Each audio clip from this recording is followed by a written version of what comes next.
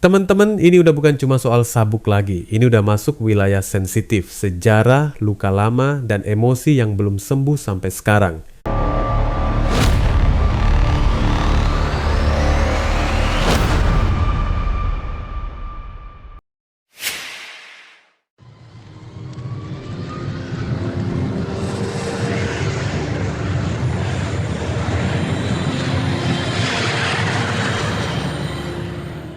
Jadi ceritanya gini, Islam Makhachev datang ke Serbia, ketemu langsung sama Presiden Aleksandar Vučić.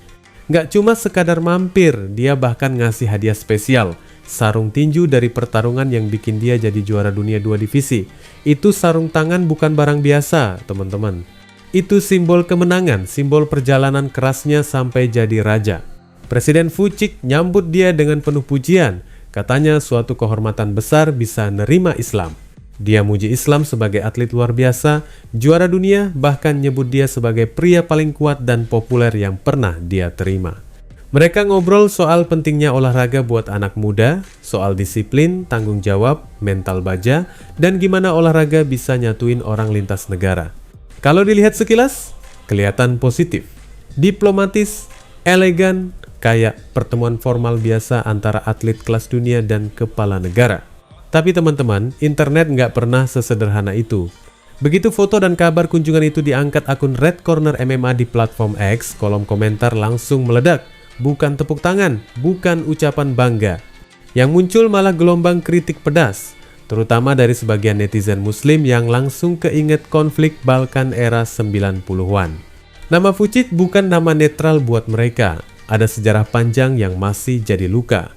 Salah satu pernyataan lama yang terus diangkat lagi adalah ucapan kontroversial yang berbunyi Serbia akan menghabisi 100 muslim untuk setiap satu orang Serbia yang terbunuh. Kalimat itu, mau konteksnya gimana pun di masa perang dulu, tetap nempel keras di ingatan banyak orang. Dan dari situ, reaksi negatif yang pedas pun mulai membanjiri sebagai hadiah para netizen atas kunjungan Makhachev ke Serbia. Akun @Dr. Peprovic nulis dengan nada kecewa banget. Persetan denganmu Makhachev, aku seorang muslim dan dulunya aku penggemar beratmu, sekarang aku tak sabar menunggu Ilya menghancurkanmu. Lanjut lagi, @Gentiliria juga nggak kalah keras. Kehilangan rasa hormat sepenuhnya pada orang bodoh ini karena pergi menemui Presiden Serbia yang menyerukan pembunuhan terhadap umat muslim. Persetan denganmu Makhachev, semoga Allah mempermalukanmu.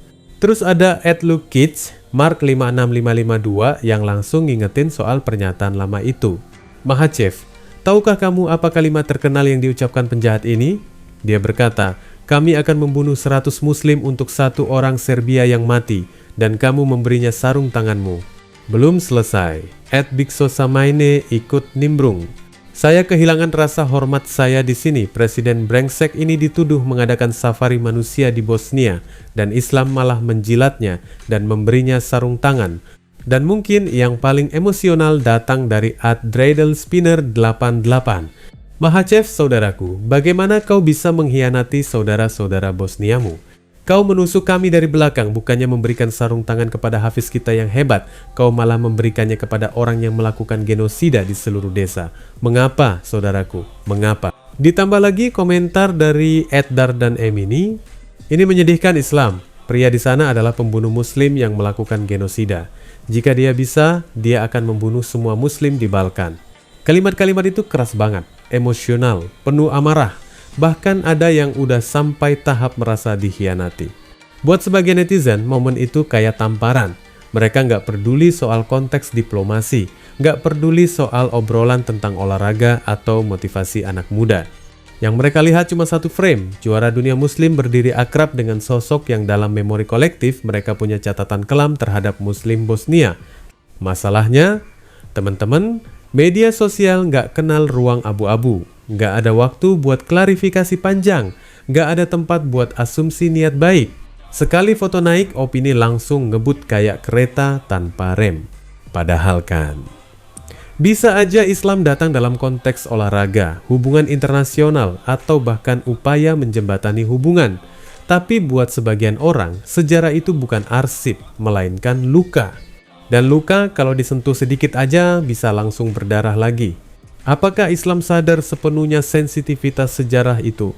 Apakah dia nganggap ini cuma kunjungan formal biasa?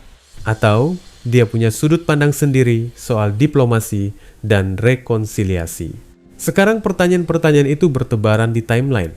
Yang jelas, kunjungan singkat itu efeknya panjang, kritik datang deras.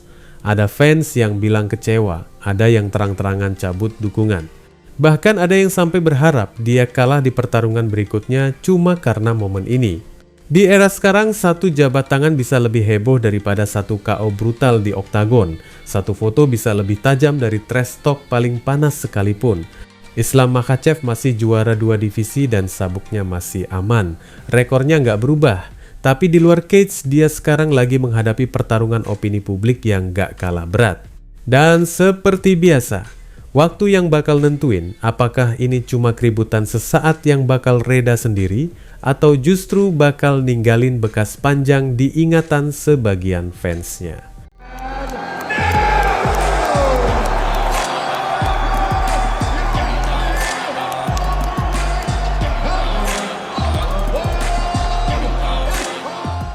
Teman-teman, belum juga badai kritik soal kunjungannya ke Serbia benar-benar reda, Islam Makhachev langsung ngegas dengan kabar yang bikin timeline MMA berubah 180 derajat. Dari yang tadinya panas karena urusan politik dan sejarah, sekarang balik lagi ke habitat aslinya, pertarungan super fight. Raja divisi kelas welter UFC itu akhirnya buka suara soal kemungkinan duel lawan Ilia Topuria. Dan bukannya wacana tipis-tipis loh, Islam bilang, kalau UFC memang mau mempertemukan mereka, dia siap. Siap banget malah, 2 juara beda divisi, 1 oktagon, 1 panggung besar. Itu bukan cuma laga biasa, itu levelnya udah masuk kategori perang tahta lintas kerajaan. Yang bikin makin liar, Islam juga ngebayangin kalau pertarungan itu digelar di Gedung Putih. Venue simbolik, panggung politik, tapi dibungkus aura olahraga kelas dunia.